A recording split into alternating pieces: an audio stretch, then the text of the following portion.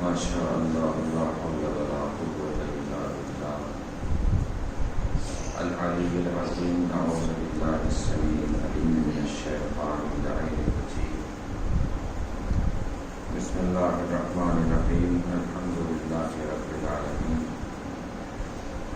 الصلاة والسلام علی اشرف الانبیاء والمرسلین خاتم النبیین شفیع المذنبین رحمۃ للعالمین الملقب بطه یاسین مولانا مولا ثقلین سید الکونین امام القبلتین جد الحسن والحسین بالقاسم محمد اللهم صل على محمد وآل محمد وعلى اہل بیتہ الطیبین الطاہرین المعصومین المظلومین المنتخبین المنتجبین اما بعد فقد قال اللہ الحکیم فی القرآن الکریم بسم اللہ الرحمن الرحیم انما یرید اللہ لیذھب عنکم الرجس اہل البیت ویطہرکم تطہیرا اللهم صل على محمد وآل محمد مصر کے طور بار اللهم صل على محمد وآل محمد. جیسا کہ کل سے ششوین مجالس کا آغاز ہوا اور کل ہی ہم نے بتایا تھا کہ انشاءاللہ اس عشرہ مجالس میں ہمارا عنوان اور موضوع گفتگو خطبہ جناب فاطمہ زہرا سلام اللہ علیہا رہے گا، جس کو خطبہ فرقیہ کے نام سے جانا جاتا ہے. آیت کریمہ کی جو تلاوت کی ہے وہ تبرکاً کی، چونکہ وہ آیت کریمہ کی مرکز بھی جناب فاطمہ زہرا سلام اللہ علیہا اصل عنوان خطبہ فرقیہ ہے، جس کی ہم انشاءاللہ روزانہ ایک حصے کی تشریح اور تفسیر آپ کے سامنے بیان کریں. کل ہم نے اس حصے کی تفسیر اور تشریح اور ڈیٹیل آپ کے سامنے بیان کی کہ جس کا تعلق توحید سے تھا، اور میں نے کل بھی عرض کیا تھا کہ شہزادی فاطمہ زہرا سلام اللہ علیہا اللهم صل على محمد وآل محمد جاتے ہی اپنا حق طلب نہیں کیا، اپنا حق نہیں مانا، بلکہ پہلے توحید سمجھائی، پھر رسالت بتائی، پھر نبوت سمجھائی، پھر قرآن کا تعارف پیش کیا، پھر اسباب شریعت الہیہ اور جو بھی قوانین الہی ہیں ان کا ریزن کی وجہ یا سبب بیان کیا، انشاءاللہ آگے آئے گا، اور مولا کائنات کی ولایت اور ان کی شجاعت پیش کی درباریوں کے سامنے، اور پھر اس کے بعد اپنا حق طلب کیا. یعنی شہزادی نے بتایا کہ پہلے دین سمجھو پھر حق فاطمہ سمجھ میں آئے گا. اس کی سمجھ میں دین نہیں آ سکتا، اس کی سمجھ میں فاطمہ زہرا کا حق بھی نہیں آ سکتا. اب آپ مقدمتاً یہ سمجھ لیجئے کہ اس خطبے کے حوالے سے خطبہ فدقیہ کیوں پیش کرنا پڑا شہزادی کو؟ اس لیے کہ شہزادی کی ملکیت میں ایک علاقہ تھا جس کو فدق کہا جاتا ہے. فدق کیوں نام پڑا اس کا؟ جناب نوح کے پوتے کا نام فدق ہے. فدق جناب نوح کے پوتے کے نام پر اس زمین کا نام فدق پڑا. اصل میں لفظ ہے فاتق، کے زبر فاتق، انگلش والوں کے لیے FATK فاتق. عموماً ہم فدق کہتے ہیں، اصل ہے فدق. لیکن عربی میں ایک محاورہ ہے غلط العوام صحیحۃ یا صحیح. عام لوگ جو چیز کثرت سے استعمال کرتے ہیں وہ غلط ہونے کے باوجود بھی صحیح سمجھا جاتا ہے. چونکہ اکثر لوگ فدق کہتے ہیں تو اب کوئی جھگڑا نہیں، فدق بھی صحیح ہے، فدق بھی صحیح ہے. آپ کے پوتے کے نام پہ یہ نام پڑا فدق. یہ علاقہ یہودیوں کے ہاتھ میں تھا، یہودیوں کے کنٹرول میں تھا. خیبر فتح ہوئی، اسی علاقے میں چھپ کر یہودی اسلام کے خلاف سازشیں کرنے لگے۔ حضور کو اس بات کی اطلاع ملی، حضور نے کسی کو نہیں بھیجا، صرف علی کو بھیجا، یہودیوں کے مقابلے پر صرف علی کو بھیجا۔ اسلام کا ایک قاعدہ ہے کہ جو مال رسول کو مسلمانوں کی مدد سے ملے اس مال میں 80% حصہ مسلمانوں کا ہے، 20% حصہ رسول کا۔ لیکن اگر کوئی مال حضور کو بغیر مسلمانوں کی مدد کے مل جائے تو وہ سارا کا سارا مال رسول کا ہوتا ہے۔ فدق میں رہ کر یہودی اسلام کے خلاف سازشیں کر رہے تھے، حضور نے مولائے کائنات کو بھیجا۔ کیوں صرف مولا کو بھیجا؟ اس لیے کہ یہ یہودی خیبر میں علی ہی سے پٹ کے بھاگے تھے، یہودیوں کے خلاف بھیجا۔ روبو جلالو دبدبے مولائے کائنات کے اثر میں آ کر یہودیوں نے یہ معاہدہ کیا کہ جس علاقے میں ہم رہتے ہیں یعنی فدق میں جو ہمارے کنٹرول میں ہے، اس میں آدھا حصہ ہم رسول کو توفتاً دے رہے ہیں، اگر اس کے بعد بھی اسلام کے خلاف سازشیں کرتے ہوئے پائے گئے تو جو آدھا بچا ہے وہ بھی رسول کا ہو جائے گا۔ یہ آدھا فدق کس کے پاس آ گیا؟ رسول کے پاس۔ مسلمانوں کے بدن کے پسینے کا ایک بھی قطرہ گرا نہیں گرا، تو سارا کا سارا مال کس کا ہوا؟ رسول کا ہوا۔ جیسے یہ مال رسول کو ملا فوراً آیت نازل ہوئی، وَآتِ ذَا الْقُرْبَىٰ حَقَّهُ، اپنے قرابت دار کو اس کا حق دے دیجئے۔ رسول کو پتا سب کچھ تھا لیکن ہمیں بھی خبر ہو جائے، اس لیے پلٹ کے سوال کر لیا، جبرائیل کسے کیا دینا ہے؟ جبرائیل نے جواب دیا، فاطمہ کو فدق دے دیجئے۔ تو فدق کس کے پاس آ گیا؟ شہزادی سلام اللہ علیہ کے پاس یہ فدق آ گیا۔ تو پورا حق کس کا ہوا؟ یہ شہزادی فاطمہ زہرا سلام اللہ علیہ۔ شہزادی کے عمال، شہزادی کے کام کرنے والے، شہزادی کے نوکر، شہزادی کے غلام اس علاقے میں شہزادی کی طرف سے کام کیا کرتے تھے۔ حضور کی وفات ہوئی، حاکم وقت جس کا حکومت پہ قبضہ ہوا، اس نے سب سے پہلا کام حاکم بنتے ہی یہ کیا کہ شہزادی کے تمام عمال کو، نوکروں کو اور غلاموں کو فدق سے نکال کے باہر کر دیا۔ وہ سارے کے سارے عمال شہزادی کے پاس آئے کہ ہمیں فدق سے پہنچے نا، بات پوری ہسٹری پہنچی یہاں تک، شہزادی کے پاس آئے کہ ہمیں نکال کے باہر کر دیا گیا۔ شہزادی نے اپنا حق طلب کرنے کے لیے ایک قافلہ سجایا، اس قافلے میں وہ شہزادی ہیں، مولائے کائنات ہیں، امام حسن ہے، امام حسین ہے، اور جناب ام ایمن ہے جو کنیز تھی اصل میں جناب عبداللہ کی۔ جناب عبداللہ کی وفات کے بعد وہ کنیز وراثت میں ملی رسول اللہ کو۔ بعد وفات رسول اکرم صلی اللہ علیہ وآلہ وسلم وہ کنیزی میں آ گئی جناب فاطمہ زہرا سلام اللہ علیہ کے۔ یہ قافلہ لیا اور دربار میں شہزادی پہنچ گئی۔ یہ میں نے آپ کو پوری تصویر ایک تاریخ فدق کے حوالے سے پیش کر دی ہے تاکہ آگے انشاءاللہ آئندہ آسانیاں اور بھی ہو جائیں جب آپ کے ذہن میں بات رکھیں۔ اس موقع پر شہزادی نے دربار میں یہ خطبہ پیش کیا ہے جو میں آپ کو سنا رہا ہوں۔ ابھی یہ خطاب چل رہا ہے حاکم کی طرف مخاطب ہو کر، یعنی آپ حاکم سے مخاطب۔ اس کے بعد کے جو حصے شروع ہوں گے وہ درباریوں کی طرف خطاب ہوگا۔ ابھی حاکم سے گفتگو شہزادی کی چل رہی ہے۔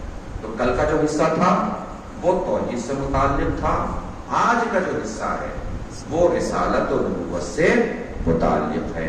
صلوات پڑھیں آپ تو میں وہ اللہم صل علی محمد و آل محمد۔ سکون اور اطمینان سے سنتے جائیے انشاءاللہ۔ بات جہاں جہاں لگے کہ بات آ گئی ہے کوئی تو مجھے بتاتے بھی رہیے کہ کہاں تک بات پہنچ گئی۔ شہزادی ارشاد فرمائے وَأَشْهَدُ أَنَّ أَبِي مُحَمَّدًا، بہت توجہ سنیے گا پہلا ہی جملہ، وَأَشْهَدُ أَنَّ أَبِي مُحَمَّدًا عَبْدُهُ وَرَسُولُهُ، میں گواہی دیتی ہوں کہ میرا باپ محمد اللہ کا رسول ہے۔ کیا فرمایا شہزادی نے؟ میں گواہی دیتی ہوں، پھر سن لیجئے، میں گواہی دیتی ہوں کہ میرا باپ محمد اللہ کا رسول ہے۔ میں گواہی دیتی ہوں کہ میرا باپ محمد اللہ کا رسول ہے۔ شہزادی سیدھے سیدھے کہہ سکتی تھی کہ میں گواہی دیتی ہوں کہ محمد اللہ کے رسول ہے، لیکن شہزادی نے کیا فرمایا؟ عظمت دیکھیے، بلندی دیکھیے، اور شہزادی کی ذہانت اور فراست دیکھیے کہ شہزادی فرما رہی ہیں کہ میرا باپ محمد اللہ کا رسول ہے۔ اس دربار میں کوئی ہوتا کہہ دیتا، کہنے والا کوئی تو مل جاتا جو کہتا کہ شہزادی صرف آپ ہی کے باپ محمد اللہ کے رسول نہیں ہے، فلاں کے باپ بھی محمد ہیں اور اللہ کے رسول ہیں، فلاں کے باپ بھی محمد ہے اور اللہ کے رسول ہیں، فلاں کے باپ بھی محمد اور اللہ کے رسول ہیں۔ لیکن شہزادی نے کہا کہ میرے باپ محمد اللہ کے رسول ہیں، اور کوئی جواب میں اعتراض کرنے والا نہیں تھا کہ فلاں کے باپ بھی ہیں، فلاں کے باپ بھی ہیں۔ اس کا مطلب یہ ہے کہ شہزادی دعویٰ کر رہی ہیں اگر میری کوئی اور بہن ہے تو نکل کے سامنے آئے، وہ بھی دعویٰ پیش کرے کہ صرف آپ ہی کے نہیں، میرے باپ بھی ہیں، میرے باپ بھی ہیں، میرے باپ بھی ہیں۔ یہ شہزادی کا کہنا کہ میرے باپ محمد اللہ کے رسول ہیں اور کسی کا سامنے نہ آنا یہ بتا رہا ہے کہ غلط لکھ دیا ہے تاریخ نے رسول کی 4 بیٹیاں۔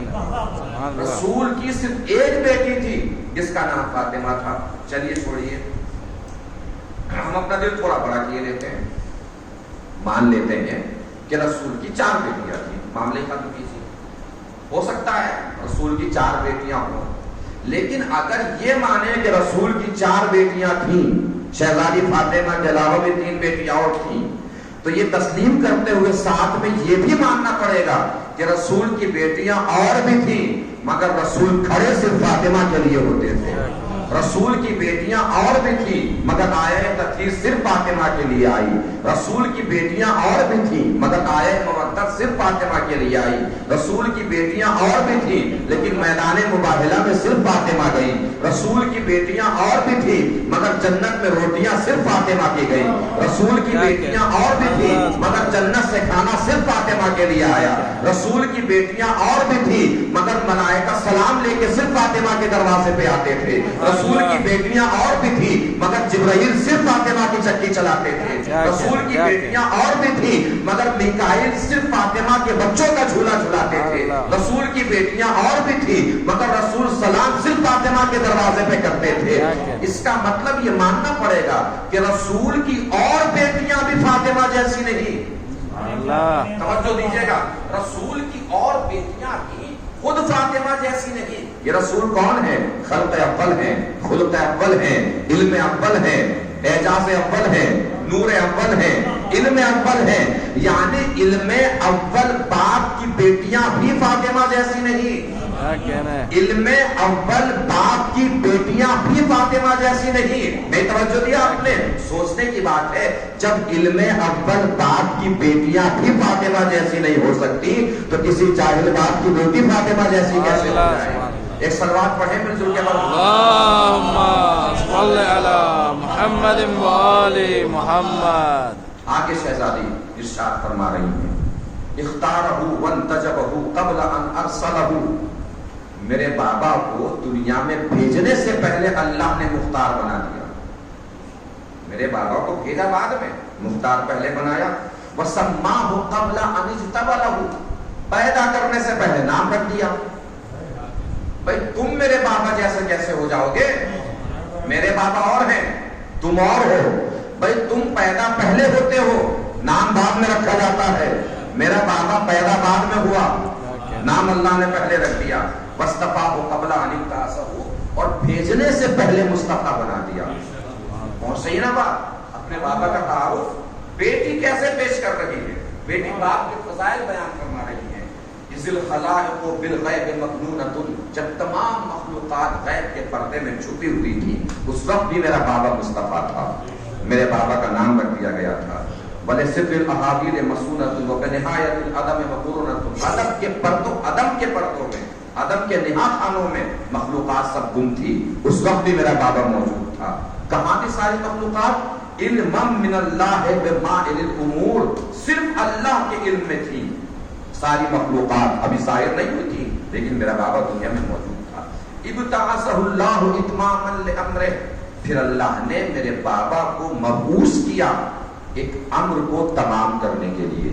انشاءاللہ آگے جب تفصیل بیان ہوگی بیان کریں گے۔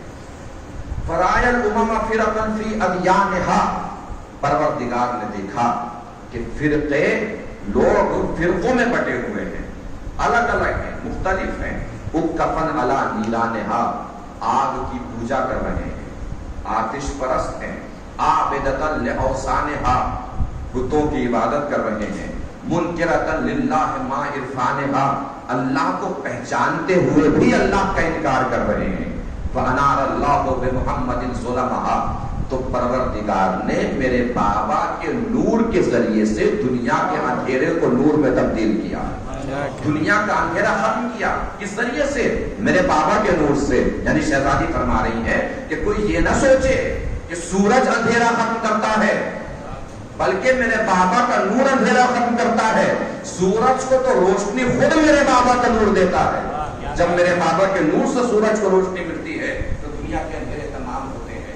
آگے شہزادی فرماتی ہیں وجلا عن الابصار غمامہا، لوگوں کے اندھے پن کو میرے بابا کے نور سے دور کیا۔ قام فی الناس بالہدایہ، ہدایت کے ذریعے سے میرے بابا نے لوگوں کے درمیان قیام کیا۔ وہداہم الی الدین القویم ودعاہم الی الطریق المستقیم، میرے بابا نے لوگوں کو صراط مستقیم تک بلایا۔ اب دیکھیے شہزادی کیسے تعارف پیش کر رہی ہیں، متوجہ ہوئیے گا۔ ثم قبضہ اللہ الیہ قبضہ رأفت و اختیار، پھر وہ موقع آیا جب اللہ کو میرے بابا کی روح قبض کرنی ہوئی تو اللہ نے خود میرے بابا کی روح کو قبض کیا، میرے بابا کی روح کو اللہ نے قبض کیا۔ اب جملے پہ توجہ دیجیے گا۔ وَرَغْبَةٍ وَإِيثَارٍ، توجہ، میرے بابا کی روح کو اللہ نے اس لیے قبض نہیں کیا کہ اللہ یہ چاہتا تھا کہ میرے بابا کو اپنے پاس بلائے، بلکہ میرے بابا چاہتے تھے کہ وہ اللہ کے پاس چلے جائیں، اس لیے اللہ نے میرے بابا کی روح کو قبض کیا۔ اور اب آپ تعارف سنیے اور آخری وقت ملاحظہ کیجیے شہزادی جو بیان فرما رہی ہیں۔ فَمُحَمَّدٌ مِّن تَعَبِ حَاضِرِ دَارِ بِرَاحَةٍ قَدْ حُفَّ بِالْمَلَائِكَةِ الْأَبْرَارِ، روح کو قبض کیا، فرشتے اس روح کو انجمن کی صورت میں لے جا کر میرے اللہ سے ملا دیا۔ یعنی فرشتے اتنے احترام سے لے گئے جیسے کوئی انجمن جا رہی ہو فرشتوں کی، اور جلوس کی شکل میں میرے بابا کی روح آسمان تک پہنچی۔ یہ شہزادی نے اپنے بابا کا تعارف پیش کیا، اپنے بابا کی تعریف پیش کی۔ نبوت اور رسالت خود ایک اعلیٰ مقام، خود ایک اعلیٰ درجہ۔ ڈینس واکر ایک انگلش ڈکشنری ترتیب کی ہے ڈینس واکر نے، اور اس ڈکشنری میں جتنے بھی الفاظ منصب والے ہیں ان کو انہوں نے رکھا ہے۔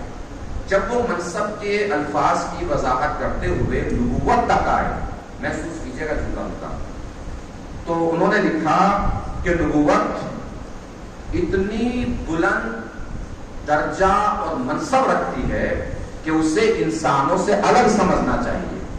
یعنی انسان الگ ہوتے ہیں، نبی الگ ہوتے ہیں۔ وہ آگے دیکھتے ہیں، جملہ محسوس کریں گے اگر جملے آپ سنتے رہتے ہیں۔ انہوں نے لکھا کہ جس طریقے سے پتنگے، جانتے ہیں نا پتنگے جو موم بتی وغیرہ پہ آ جاتے ہیں، لائٹ پہ آ جاتے ہیں پتنگے، اللہ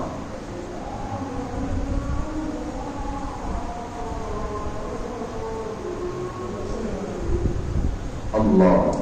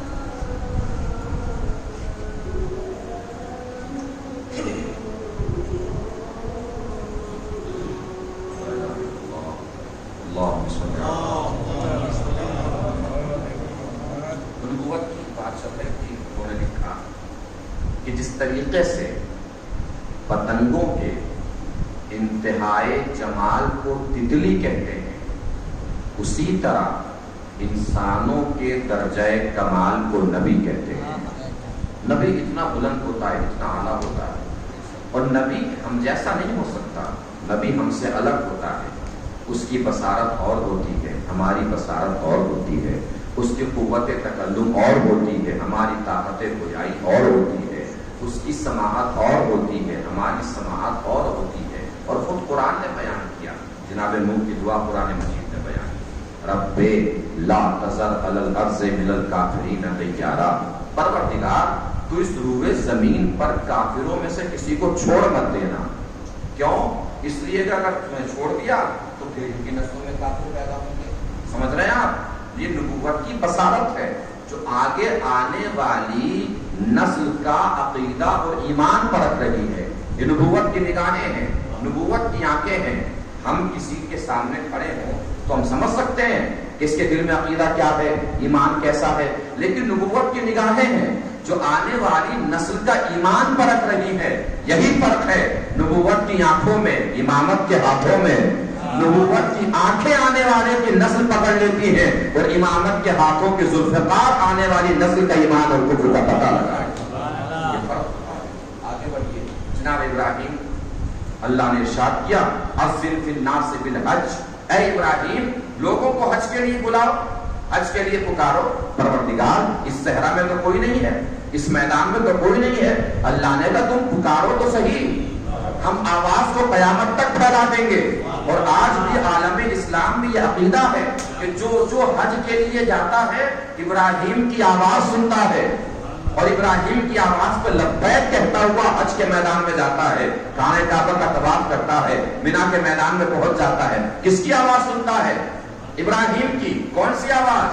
5000 سال پرانی، 5500 سال پرانی آواز مسلمان آج بھی سن لیتا ہے۔ ہمیں یہی تو شکوہ ہے، یہی تو گلہ ہے عالم اسلام سے کہ 5000 سال پرانی مینا کے میدان کی آواز تو سنائی آ جاتی ہے، 1400 سال پرانی غدیر کے میدان کی آواز کسی کو سنائی نہیں دیتی۔ ایک صلوات پڑھیں مل کر کے۔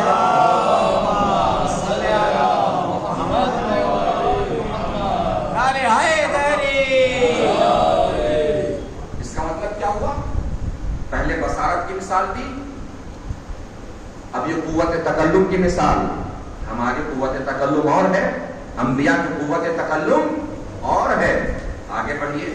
جناب سلیمان کا واقعہ لکھا قرآن میں کہ جناب سلیمان جا رہے تھے ایک میدان سے نکلتے ہوئے، چیونٹیوں کے سردار نے چیونٹیوں سے کہا کہ جلدی جلدی اپنے گلوں میں داخل ہو جاؤ ورنہ سلیمان کا لشکر تمہیں کچل دے گا۔ یہ کون بات کر رہا ہے؟ چیونٹی بات کر رہی ہے کہ اپنے اپنے گلوں میں داخل ہو جاؤ ورنہ سلیمان کا لشکر تمہیں کچل دے گا۔ قرآن کہتا ہے فَتَبَسَّمَ ضَاحِكًا مِّن قَوْلِهَا، سلیمان نے یہ بات سنی اور ہنسے۔ ہم میں سے کوئی ہے جو چونٹی کی آواز کو سن سکتا ہے، لیکن سلیمان سن رہے ہیں۔ اس کا مطلب یہ ہے کہ ہماری سماعت اور ہوتی ہے، انبیاء کی سماعت اور ہوتی ہے۔ نبی نے چونٹی کی آواز بھی سنی، چونٹی کے سردار کو بلایا اور ہاتھ پہ رکھا اور رکھ کے کہا باتیں تو بہت کر رہی تھی، اب یہ بتا کہ تو افضل ہے کہ میں افضل ہوں۔ چونٹیوں کے سردار نے پلٹ کے جواب دیا سرکار افضل تو آپ ہی ہیں، مگر اس کا کیا کیا جائے، میرے قدم آپ کے ہاتھوں پر ہیں، میرے قدم آپ کے ہاتھوں پر ہیں۔ توجہ دی، اگر نبی کے ہاتھوں پر چونٹی کے قدم بھی آ جائیں تو چونٹی فخر کرنے لگتی ہے، اور اگر کسی کے قدم دوش فخر سلیمان پہ آ جائیں، ایک صلوات پڑھیں مل جل کے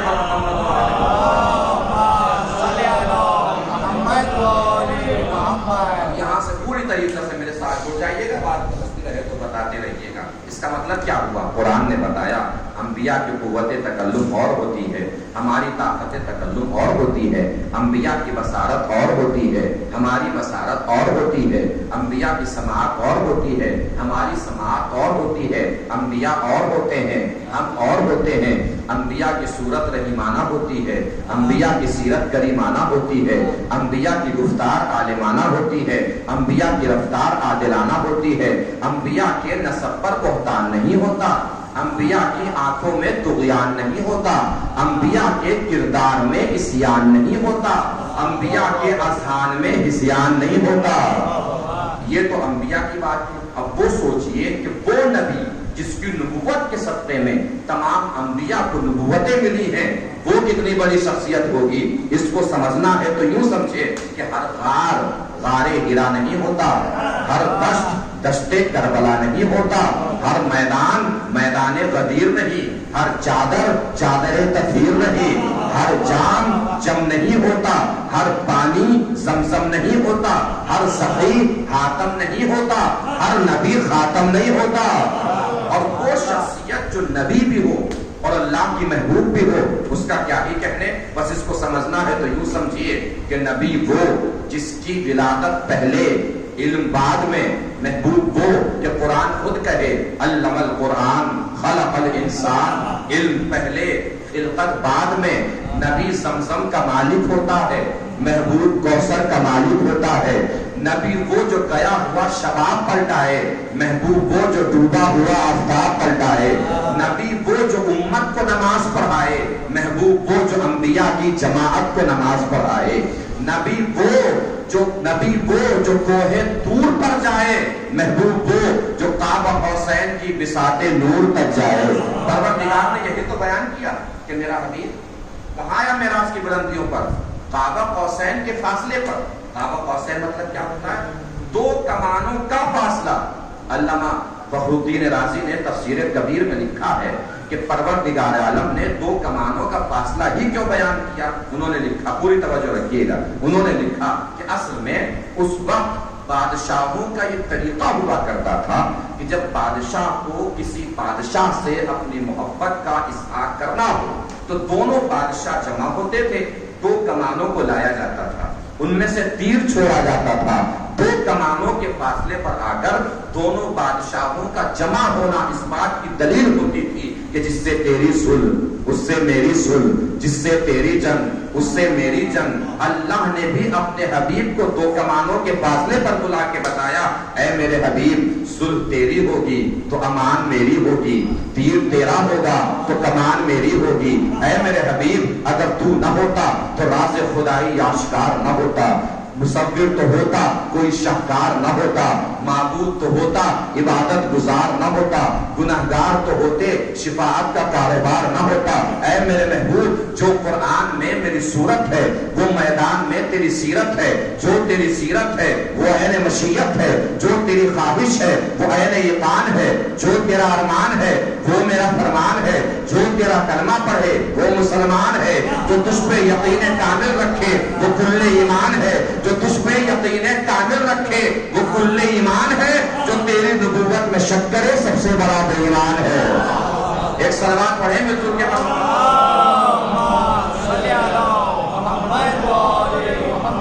اور یہ جو سلسلہ ہم نے چھیڑا ہے بدعت کا, یہ کس چیز کا سلسلہ ہے؟ بے ایمانی, خیانت کاری. جب کسی کے ذہن میں بے ایمانی آ جائے تو کوئی کسی کو کیا روک سکتا ہے؟ بے ایمانی سمجھ رہے ہیں نا. میں ایک واقعہ بیان کیے دیتا ہوں, وہ میرے بچوں کے لیے بھی ایک پیغام ہو جائے گا. اور میں سب کہتا ہوں کہ واقعات ہمیشہ سنے ہوئے ہی ہوتے ہیں, کیونکہ ممبر کی پوری تاریخ ہے, یہاں سے کچھ بچا تو ہے نہیں, لیکن جب بھی سننا چاہیے کسی واقعے کو ایسے سننا چاہیے جیسے پہلی مرتبہ سن رہے ہیں. ایمان کی بلندی,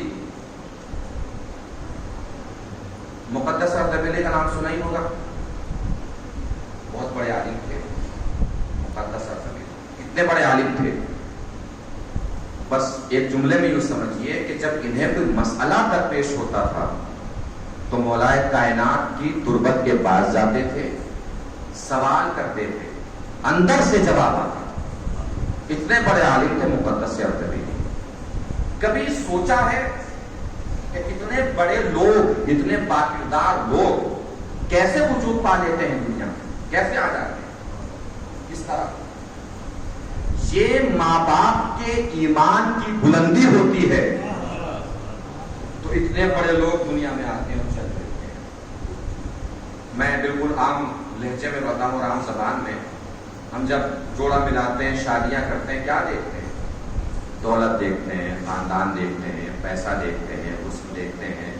مولا نے فرمایا جوڑے ملاتے وقت ایمان دیکھیے، ایمان ہوگا تو دولت بھی ہوگی، حسن بھی ہوگا، سب کچھ ایمان کے ساتھ ہوگا۔ اچھا یہ بڑا مسئلہ ہے، بات عرض کر دوں کہ کسی سے کہیے نا کہ یار تم جس سے بیٹی کی شادی کر رہے ہو وہ ٹھیک سا نہیں ہے، ذرا بدماش ٹائپ لڑکا ہے، کسی کو اگر مشورہ دیجیے تو پلٹ کے کیا کہتا ہے؟ مولانا اللہ پہ بھروسہ رکھیے، آج بے ایمان ہے کل کو اللہ مومن بنا دے گا۔ ہوتا ہے نہیں ہوتا؟ کمال کی یہ بات ہے کہ جس بات کو یہ بھروسہ ہوتا ہے کہ بے ایمان ہے تو اللہ اسے مومن بنا دے گا، اس کو یہ بھروسہ نہیں ہوتا کہ اللہ غریب کو امیر بھی بنا سکتا ہے، اسے یہ اعتماد نہیں ہوتا، یہ کانفیڈنس نہیں ہوتا۔ فقیر آیا بادشاہ کے دربار میں کہ کچھ مل جائے گا؟ بادشاہ نے کہا بالکل ملے گا، مگر میرے سوال کا جواب دے دو۔ کہا پوچھیے کیا سوال ہے؟ بتائیے اللہ کرتا کیا ہے؟ آج مت دو، کل سوچ کے آنا، اگر سوچ کے نہ آئے اور نہ جواب دیا تو تمہارا سر قلم کر دیں گے۔ فقیر پریشان دربار کے باہر نکلا، بہلول کی نظر پڑ گئی۔ جو کسی کے چہرے پہ مشکلات کے اثرات دیکھ کر بھی آگے بڑھ جائے، نہ وہ علی ہو سکتے ہیں نہ علی والے ہو سکتے ہیں۔ گروپ کے پوچھتے ہیں کہ بھئی کیا پریشانی ہے، کیا بات ہے؟ بہلول نے پوچھ دیا کیوں پریشان؟ کہ بادشاہ کے دربار میں کچھ لینے دے گئے تھے اور وہاں لینے کے دینے پڑ گئے۔ کیا بات ہوئی؟ تو بادشاہ نے پوچھا اللہ کیا کرتا ہے؟ بہلول نے کہا ہم بتائیں گے اللہ کیا کرتا ہے۔ تو بتا دیں گے آپ کو؟ بالکل بتائیں گے۔ اگلے دن بادشاہ کے دربار میں فقیر، بادشاہ نے پوچھا جوان کیا پیچھے پیچھے آ رہا ہے؟ بہلول دربار میں۔ بادشاہ نے کہا آپ بتائیے گا اللہ کیا کرتا ہے؟ کہا ہم بتائیں گے اللہ کیا کرتا ہے۔ کہا بتائیے کیا کرتا ہے؟ کیسے تھوڑی بتائیں گے، پہلے تخت سے نیچے اتریے۔ بادشاہ کو تخت سے نیچے اتارا، فقیر سے کہا کہ آپ تخت پہ بیٹھ جائیے، فقیر کو تخت پہ بٹھایا۔ بادشاہ نے کہا کہ آپ بتائیے اللہ کیا کرتا ہے؟ کیسے تھوڑی بتائیں گے، پہلے اپنا تاج اتاریے۔ بادشاہ کا تاج اتروایا، فقیر کی پگڑی اتروائی، فقیر کی پگڑی بادشاہ کو پہنائی، بادشاہ کا تاج فقیر کو پہنایا۔ کہا بتائیے اللہ کیا کرتا ہے؟ بادشاہ سے کہا اپنی زرہ اتاریے، زرہ اتاری، فقیر کو پہنائی، فقیر کا لباس بادشاہ کو پہنایا۔ بادشاہ نے کہا بتائیے اللہ کیا کرتا ہے؟ بہلول نے کہا اگر اب بھی سمجھ میں نہیں آیا تو تم بادشاہ کس کام کے ہو؟ کہ اللہ یہی تو کرتا ہے، کب کس فقیر کو بادشاہ بنا دے، کب کس بادشاہ کو فقیر بنا دے۔ ایک سلوات پڑھیں مل جل کے بعد۔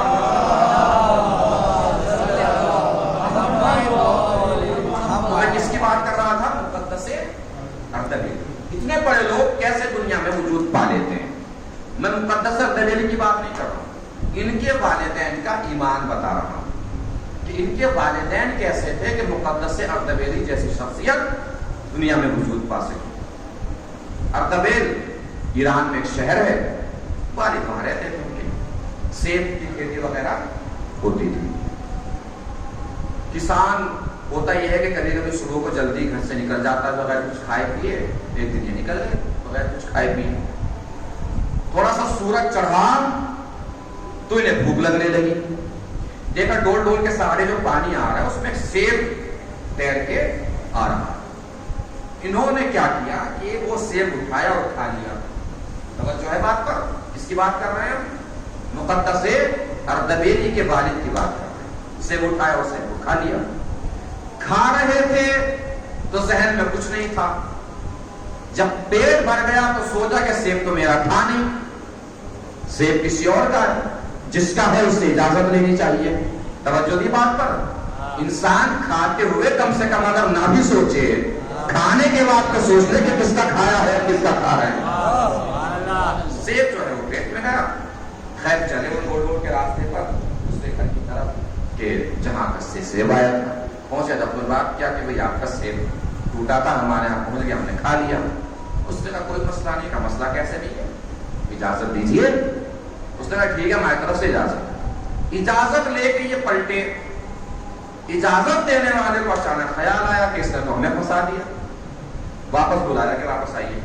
کہا جی بتائیے۔ کہا اس باغ کے ہم اکیلے مالک نہیں ہیں، ہم ہیں دو بھائی، ایک بھائی رہتے ہیں نجف میں، وہ بھی اس باغ میں ملکیت میں شریک ہیں. اس ایک سیب کے ہم اکیلے مالک نہیں ہوئے، اس سیب کے بھی ہو گئے کتنے مالک؟ 2. تو بھیا آدھے سیب کی اجازت تو ہم دے سکتے ہیں، آدھے سیب کی اجازت نجف جا کے لینی پڑے گی. محسوس کر رہے ہیں بات؟ مقدس اردبیلی کی بات. اب اردبیل سے انہوں نے سفر شروع کر دیا نجف کا. کس لیے؟ آدھے سیب کی اجازت لینے. ایمان کی بلندی محسوس کر رہے ہیں؟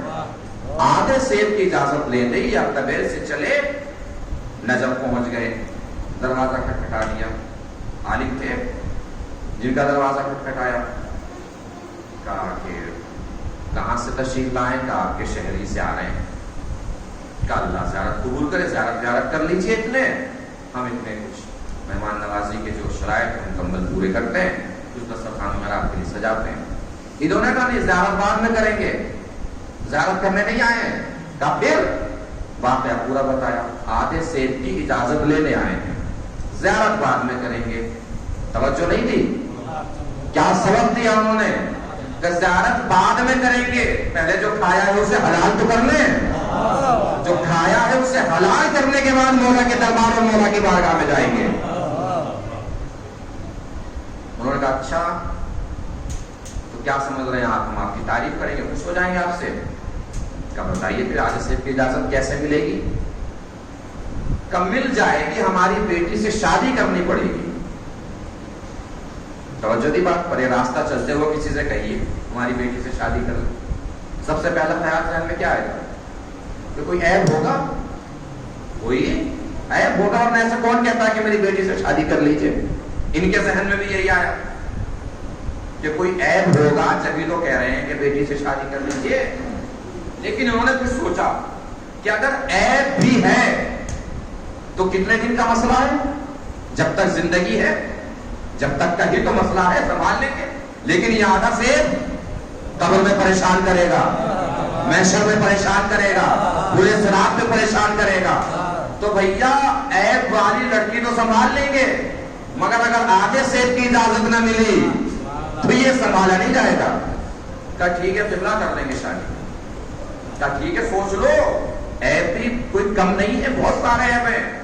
میری بیٹی اپاہج بھی ہے، گونگی بہری بھی ہے، اندھی بھی ہے. کا کوئی مسئلہ نہیں ہے، کر لیں گے شادی. خیر شادی ہو گئی. یہ اپنے حجرے میں پہنچے شادی کے بعد. اب دیکھا جیسا باپ نے بتایا تھا بالکل اس کے الٹا مسئلہ. چاند کا ٹکڑا سامنے بیٹھا ہے. انہوں نے انہیں اٹھایا پریشان ہو کے کہ چلیے تھوڑا چل پھر کے دکھائیے. وہ چل پھر کے دکھایا انہوں نے. کہا تمہارے کوئی دوسری بہن تو نہیں ہے؟ کہا نہیں، میں اپنے باپ کی اکلوتی بیٹی ہوں. پریشان کیوں ہوں؟ توجہ دیجیے گا عزیزو، ایمان کی بلندی. پریشان کیوں ہوں؟ کہ تمہارے والد نے بتایا تھا کہ تم اپاہج ہو، گونگی بہری بھی ہو اور اندھی بھی ہو. لڑکی نے کہا، یہ لڑکی کون ہوئی؟ مقدس اردبیلی کی والدہ.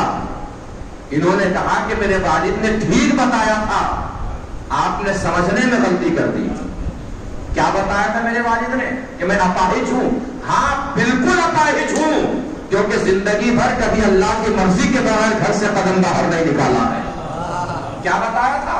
اندھی ہوں، بالکل اندھی ہوں. نہ کسی نامحرم نے مجھے دیکھا ہے، نہ میں نے آج تک کسی نامحرم کو دیکھا ہے. اور کیا بتایا تھا؟ گونگی بھی ہوں، بہری بھی ہوں. ہاں گونگی بھی ہوں، بہری بھی ہوں. کیوں؟ اس لیے کہ نہ کبھی کسی کی غیبت کی ہے، نہ کبھی کسی کی غیبت سنی ہے. اتنی مومنہ متوجہ ہوئی ہے، اتنی بڑی مومنہ بیٹی جب میرے والد کو ملی تو میرے والد گئے مولا کائنات کی بارگاہ میں اور دعا کی، مولا بیٹی آپ نے دی ہے، داماد کہاں سے ڈھونڈوں؟ جس سے بھی کہوں گا وہ اپنے حساب کا رشتہ دار بتا کے داماد لے آئے گا. لیکن اتنی مومنہ بیٹی ہے تو داماد بھی آپ ہی کے دربار سے چاہیے. جب تم آئے اردبیل سے سفر طے کر کے نجف اشرف آدھے سیب کی اجازت لینے، تو میرے والد سمجھ گئے کہ تم آدھے سیب کی اجازت لینے نہیں آئے ہو، میرے مولا نے تمہیں ہمارے دروازے پر بھیجا ہے. ایمان کی بلندی محسوس کیا آپ نے؟ اب میں عرض کر رہا ہوں، مولائیوں کا مجمع میرے سامنے ہے. میں نے کیا عرض کیا؟ یعنی ایمان اگر دل میں ہو تو آدھا سیب بھی پریشان کرتا ہے.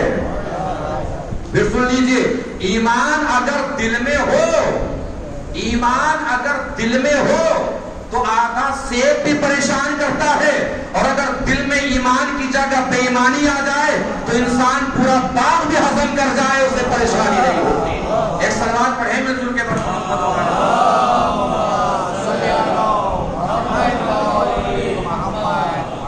آئیے. آگے شہزادی نے کیا بیان فرمایا؟ تو میں کیا عرض کر رہا تھا؟ نبوت، رسالت، یہ ایک بلند درجہ ہے، بلند مرتبہ ہے جو شہزادی ارشاد فرما رہی ہے. آگے شہزادی ارشاد فرماتی ہے سماہ قبل ان استبانہ واستفاہ قبل ان ابتعثہ. اللہ نے نام رکھا بھیجنے سے پہلے اور مبعوث کرنے سے پہلے مصطفیٰ بنا دیا. یہ شہزادی اپنی طرف سے نہیں کہہ رہی ہے، بلکہ قرآن نے بھی بتایا. بسم اللہ الرحمن الرحیم. وَإِذْ أَخَذَ اللَّهُ مِيثَاقَ النَّبِيِّينَ لَمَا آتَيْتُكُم مِّن كِتَابٍ وَحِكْمَةٍ ثُمَّ جَاءَكُمْ رَسُولٌ مُصَدِّقٌ لِّمَا مَعَكُمْ لَتُؤْمِنُنَّ بِهِ. تمہارے بعد ایک رسول آئے گا جو تمہارے اوپر آنے والی کتاب، دین اور شریعت کی تصدیق کرے گا. جب وہ نبی آئے تو تمہاری ذمہ داری کیا ہے؟ لَتُؤْمِنُنَّ بِهِ، اس نبی پر ایمان لے کر آنا. یعنی آدم سے کہا جا رہا ہے نبی پر ایمان لانا، نوح سے کہا جا رہا ہے نبی پر ایمان لانا، ابراہیم سے کہا جا رہا ہے نبی پر ایمان لانا، اسماعیل سے کہا جا رہا ہے نبی پر ایمان لانا. جو ایمان لاتا ہے اس کو شریعت کی اصطلاح میں کیا کہتے ہیں؟ مومن.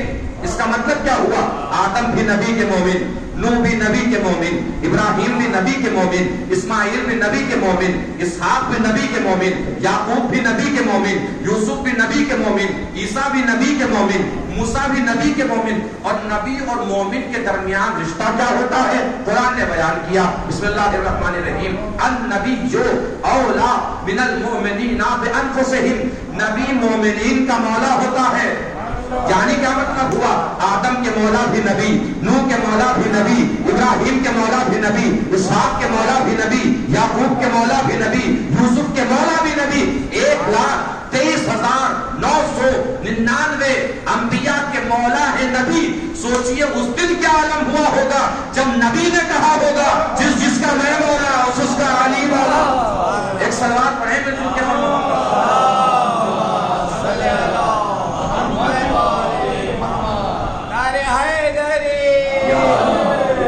محمد وآل محمد صلوات.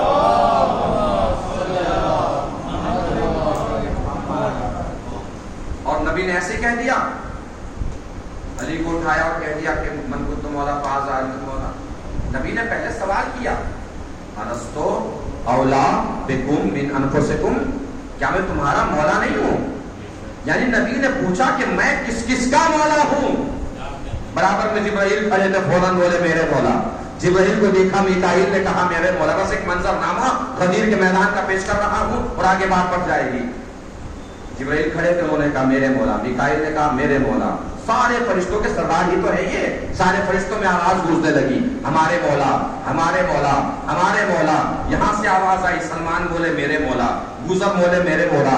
1,24,000 اصحاب کے مجمع سے آواز آئی میرے مولا، میرے مولا، میرے مولا، میرے مولا. آدم کی آواز آئی میرے مولا، نوح کی آواز آئی میرے مولا، ابراہیم کی آواز آئی میرے مولا. نبی نے پلٹ کے پردے کی طرف دیکھا، پردے میں سے بیٹی کی آواز آئی بابا میرے بھی مولا. بیٹی سے سنا ماؤں نے کہا ہمارے مولا، ہمارے مولا، ہمارے مولا، ہمارے مولا. قدیر کا منظر سمجھے، فرش سے لے کے عرش تک، لوح سے لے کے قلم تک، قلم سے لے کے کرسی تک، شجر سے لے کے حجر تک، شجر سے لے کے حجر تک، سمندر سے لے کے بر تک، خشکی سے لے کے سمندر تک، اولیاء سے لے کے انبیاء تک، انبیاء سے لے کے اوصیاء تک، اوصیاء سے لے کے خلفاء تک. سب نے کہہ دیا ہمارے مولا، ہمارے مولا، ہمارے مولا. جب سب کی آواز نبی کو مل گئی تو نبی نے علی کو اٹھا کے کہا جس کا میں مولا اس کا علی مولا. یہ غدیر کا میدان، غدیر کا منظر میں نے کس لیے پیش کیا؟ بات کہاں سے شروع ہوئی؟ نبی سے. آ کہاں گئی؟ مولا کائنات تک. محسوس کیا آپ نے؟ یہ نقص مضمون نہیں ہے،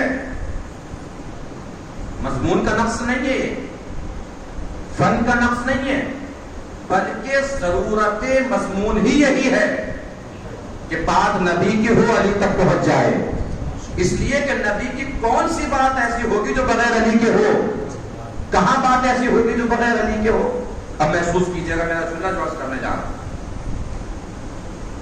جلسہ سیرت النبی ایک جگہ ہو رہا تھا، ہر فرقے کے عالم کو دعوت دی گئی تھی. ہمارے ہاتھ سے بھی تعلیم پہنچ گئے. اچھا، ہمارے والے جو ہوتے ہیں وہ کبھی نہیں بدلتے، کہیں نہیں بدلتے. ہمارا والا تو دار پہ نہیں بدلتا، کسی جلسے میں جا کے کیا بدلے گا. انہوں نے وہی نبی سے بات شروع کی اور علی تک پہنچ گئے. باہر نکلے تو ایک مولانا ان کے ساتھ ساتھ آپ نے ان کے کتاب آنکھوں پہ چشمہ. قبلہ بہت اچھی بات کر رہے تھے آپ، اچانک موضوع سے بھٹک گئے. کب کون سے موضوع سے بھٹکا؟ نبی کی بات چل رہی تھی، علی کی بات پہ آ گئے. ان کی آنکھوں پہ چشمہ تھا، ہاتھ میں کتاب. مولانا نے کہا کہ چشمہ اتاریے. انہوں نے بات پہنچے تو بتائیے گا. چشمہ اتارا، کہا کھولیے کتاب. کتاب کھولی، کا پڑھیے. انہوں نے کہا مولانا کچھ دکھائی نہیں دے رہا ہے. کہا کچھ تو دکھائی دے رہا ہوگا، طلب چھوٹے چھوٹے نظر آ رہے ہیں. کہا چشمہ لگائیے. چشمہ لگایا، کہا پڑھیے. انہوں نے فوراً پڑھ دیا. کہا لفظ کیسے نظر آ رہے ہیں؟ کہا جیسے ہیں ویسے ہی نظر آ رہے ہیں. چشمہ اترا، لفظ چھوٹے نظر آئے. چشمہ لگا، لفظ جیسے تھے ویسے ہی نظر آئے. مولانا نے کہا آپ بھی نہیں سمجھے، ذکر علی نبی کو دیکھنے کا چشمہ ہے. جس نے چشمہ لگا کے نبی کو دیکھا اسے نبی نبی نظر آیا. جس نے چشمہ اتار دیا اسے نبی اپنے جیسا نظر آیا. ایک صلوات پڑھیں مل جل کے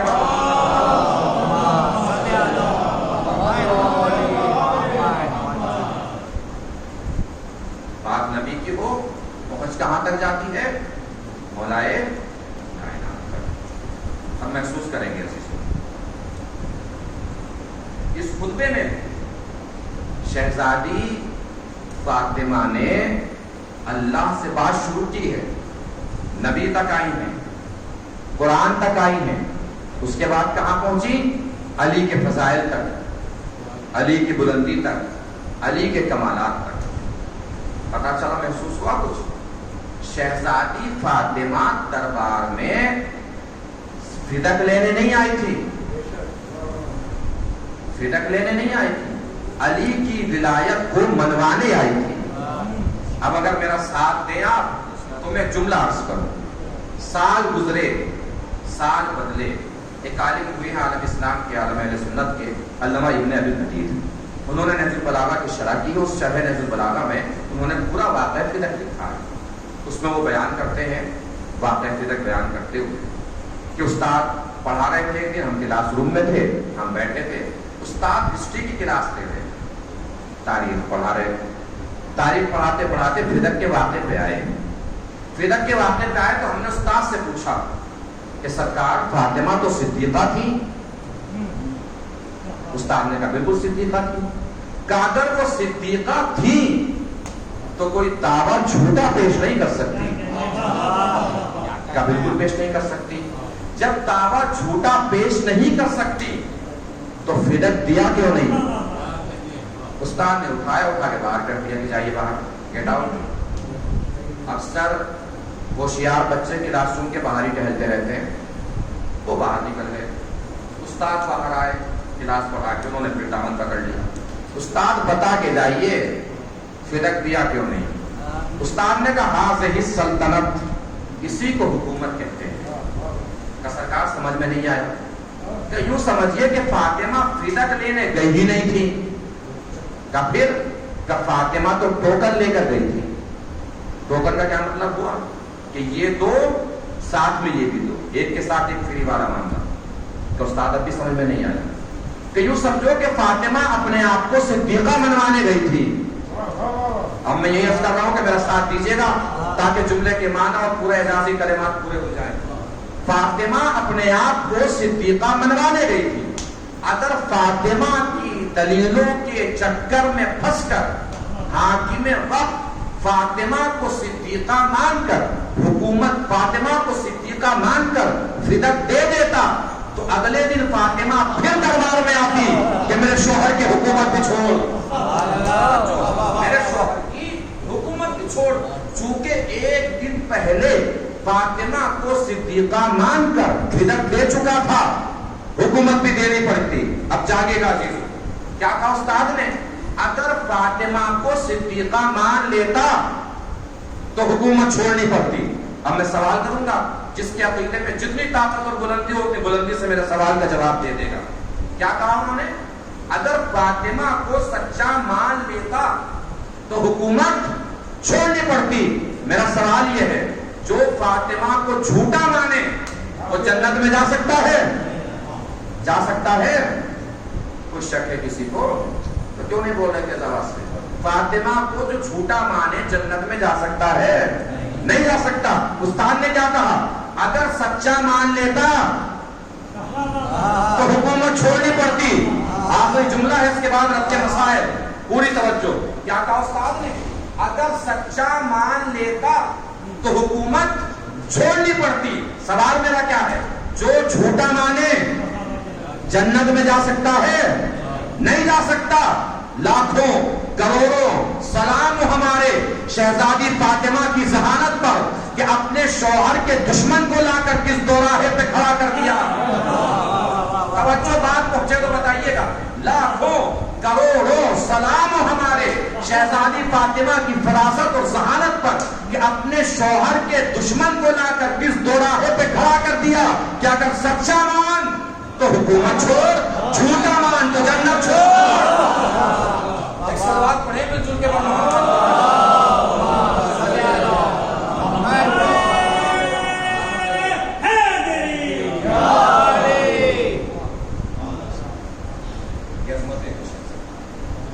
شہزادی واپس تشریف لائی ہے. جب گئی تھی شہزادی بالکل پاس سے ادب اور حد ادب میں عرض کر رہا ہوں، جتنا سمجھا سکتا ہوں سمجھا دوں گا، جتنا آپ کو سمجھنا ہے آپ سمجھ جائیے گا، بول لیجیے.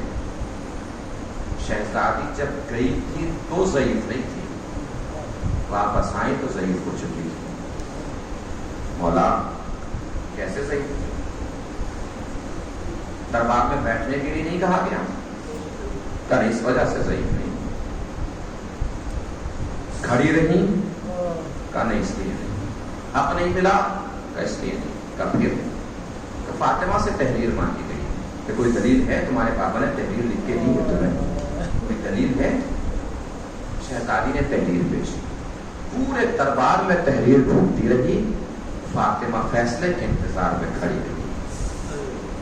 اگر آنکھوں میں آنسو آتے ہیں کسی کے تو یہ جملہ رونے کے لیے کافی ہے کہ دربار میں فاطمہ کھڑی رہی اور تحریر ڈھونڈتی رہی.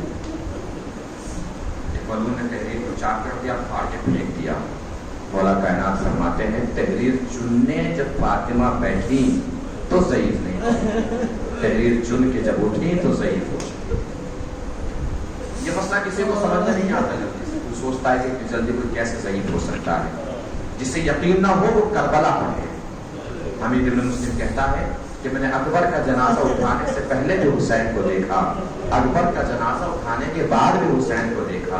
جب اکبر کا جنازہ اٹھانے سے پہلے حسین کو دیکھا تو حسین کے سر میں ایک بھی بال سفید نہیں تھا، اور اکبر کا جنازہ اٹھانے کے بعد جب حسین کو دیکھا تو حسین کے سر میں ایک بھی بال سیاہ نہیں تھا. اللہ کی آواز کوئی بندہ جس سوائے میں اکثر عرض کرتا ہوں، میں نے واقعہ بھی آپ کو سنایا، رشتوں کی اہمیت سنائی. میں اکثر عرض کرتا ہوں کربلا پڑھتے ہیں، کربلا سنتے ہیں، کربلا سمجھتے ہیں تو کم سے کم کربلا سننے کا کم سے کم یہ فائدہ ہونا چاہیے کہ انسان کے دل میں رشتوں کا احترام ہونا چاہیے. بھائی ہے تو بھائی سے محبت ہو، بیٹا ہو تو باپ کی اطاعت ہو، باپ ہو تو بیٹے کی محبت ہو. کون سا رشتہ تھا جو کربلا میں موجود نہیں تھا؟ بھائی بہن کا رشتہ، بھائی بھائی کا رشتہ، پھوپھی بھتیجے کا رشتہ، چچا بھتیجی کا رشتہ، ماموں بھانجے کا رشتہ. ہر رشتہ تو کربلا میں تھا. ایک رشتہ بچا تھا دوست کا رشتہ، وہ بھی حسین نے خط بھیج کے بلوا لیا. ہر رشتہ کربلا میں تھا. کتنا احترام رشتوں کا، کتنی عظمت رشتوں کی کربلا میں. بہن بھائی کا پیار سنتے رہتے ہیں. مولا کائنات نے جب شادی کی ہے جناب زینب سلام اللہ علیہا کی جناب عبداللہ سے، تو عبداللہ کو بلایا اور بلا کے کہا عبداللہ دنیا میں باپ بیٹے بہت ہیں مگر یعقوب اور یوسف جیسے باپ بیٹے نہیں ہیں، دنیا میں باپ بیٹیاں بھی بہت ہیں مگر نبی اور فاطمہ جیسی باپ بیٹی نہیں ہیں۔ عبداللہ دنیا میں بھائی بہن بھی بہت ہیں مگر زینب اور حسین جیسے بھائی بہن نہیں۔ اے عبداللہ اگر کبھی وہ وقت آن پڑے کہ حسین کو مدینہ چھوڑنا پڑے اور تمہارے پاس زینب آئیں اجازت لینے کے لیے تو تم اجازت دے دینا، اس لیے کہ اگر تم روکو گی تو زینب رک تو جائے گی مگر زندہ نہیں رہ پائے گی۔ بہن بھائی کی محبت دیکھ رہے، بہن بھائی کا پیار دیکھ رہے۔ زینب رخصت ہو کے چلی گئی شہزادی۔ ہمارے یہاں بھی رسم ہے جب بیٹیاں بیاہ کے جاتی ہیں اپنے گھر تو کہیں ایک دن بعد کہیں 2 دن بعد بیٹیوں کو لینے کے لیے جایا جاتا ہے۔ عرب میں بھی رسم 3 دن کے بعد بیٹی کی ماں بیٹی کے حال چال لینے کے لیے جاتی تھی۔ جب 3 دن گزر گئے مولا کائنات نے فضہ کو بلا کے کہا جاؤ زینب کے حال لے کے آؤ۔ فضہ گئی، زینب مصلی عبادت پر تھی، نماز ختم کی، فضہ کو جیسے ہی نظر پڑی زینب چیخ مار کے رونے لگی۔ فضہ نے سوچا گھر سے کوئی آیا ہے جس بات کمنڈ آئے تھے اس لیے رو رہی ہیں۔ فضہ نے چپ کرانا چاہا، سنیں گے جملہ، دل پہ ہاتھ رکھ کے زینب نے کیا کہا، اللہ سب کے بھائیوں کو سلامت رکھے، ہر بھائی کی بہن کو سلامت رکھے۔ فضہ نے کہا کہ شہزادی اب رونے کی کیا ضرورت ہے؟ جناب زینب نے پلٹ کے جواب دیا اماں فضہ کیسے نہ رو، 3 دن ہو گئے میں نے اپنے بھیا حسین کا چہرہ نہیں دیکھا ہے۔ میں نے یہ واقعہ کیوں سنایا؟ اس وجہ سے سنایا، کیا ریزن ہے سنانے کا؟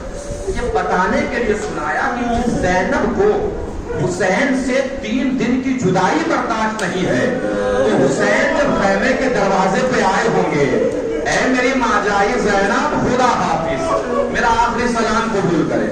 سوچئے زینب پہ کیا قیامت گزر گئی ہوگی۔ زینب نے گلے میں باہیں ڈال دی، جلدی سے حسین کو اندر بلا لیا۔ بھیا ایسے نہیں، رخصت ہو کے جائیے۔ ساری بہنیں امام حسین علیہ السلام کی 5-6 بہنیں کربلا میں تھی۔ بھائی ایک تو 2 تو وہی بہنیں جو خود جناب فاطمہ زہرا سے تھی، آپ کی ماں جائی تھی، آپ کی ماں کے بطن سے ہی پیدا ہوئی تھی۔ کچھ وہ بھی تو بہنیں تھی نا کہ جو اور ماؤں کے بطن سے پیدا ہوئی ہیں، جو دوسری ماں ہیں، مثلا جناب عباس کی والدہ ام البنین ہیں، ان کی بیٹی کربلا میں موجود تھی جو جناب مسلم کی زوجہ تھی۔ ایسی 5-6 بہنیں کربلا میں تھی۔ امام حسین ہیں، کوئی بہن ہاتھ کا بوسہ لے کے رو رہی ہے، کوئی بہن دامن تھام کے رو رہی ہے، کوئی بہن گلے میں باہیں ڈال کے رو رہی ہے۔ اس منظر میں کہیں سکینہ نہیں ہے۔ کیوں نہیں ہے سکینہ اس منظر میں؟ اس لیے کہ سکینہ کو پتا ہے بہن بھائی کی محبت امڑ رہی ہے، اس وقت 4 سال کی بچی کو کون دیکھے گا۔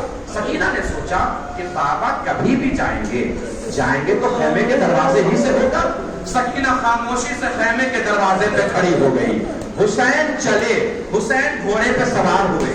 چھوٹی سی سکینہ ہاتھوں کو جوڑ کے کہتی ہے بابا جا رہے ہیں؟ کہاں میری بیٹی جا رہا ہوں؟ کہ بابا اگر جا رہے ہیں تو میرا ایک کام کر دیجئے۔ کہ بولو بیٹا کیا کرنا ہے؟ بابا میرے سر پہ ایسے ہاتھ رکھ دیجئے جیسے یتیموں کے سر پہ ہاتھ رکھا جاتا ہے۔ اتنی 4 سال کی بچی سکینہ کو پتا تھا جب کسی کا بابا مر جاتا ہے تو بچہ یتیم ہو جاتا ہے، جب بچہ یتیم ہو جاتا ہے تو اس کے سر پہ دست شفقت رکھا جاتا ہے۔ اسی لیے حمید ابن مسلم کہتا ہے میں نے ایک بچی کو دیکھا جس کے دامن میں آگ لگی ہوئی تھی، وہ ایک طرف کو دوڑے چلی جا رہی تھی۔ میں نے بچی کو روک کے پوچھا بیٹا تم کس کی بچی ہو؟ اس بچی نے پلٹ کے ایسا سوال کر لیا کہ میرے دل میں خنجر چلنے لگے۔ اس بچی نے پلٹ کے سوال کیا اے شیخ اگر میں تجھے بتا دوں کہ میں کس کی بیٹی ہوں تو تم میرے رخسار پہ تماچے تو نہیں مارے گا؟ حمید بن مسلم کہتا ہے میں نے پلٹ کے پوچھا میں کیوں تماچے مارنے لگا؟ اس بچی نے کہا کہ میرا بابا کہا کرتا تھا جب کسی کا باپ مر جاتا ہے تو بچہ یتیم ہو جاتا ہے، جب بچہ یتیم ہو جاتا ہے تو اس کے سر پہ دست شفقت رکھا جاتا ہے۔ اللہ جانے میں کیسی یتیم ہوئی ہوں جب سے میرا بابا مرا ہے، جو بھی مجھے مل رہا ہے تماچے مار کے مل رہا ہے۔ کبھی شمر تماچے مار جاتا ہے، کبھی خونی تماچے مار جاتا ہے۔ اللہ لعنت اللہ علی الظالمین۔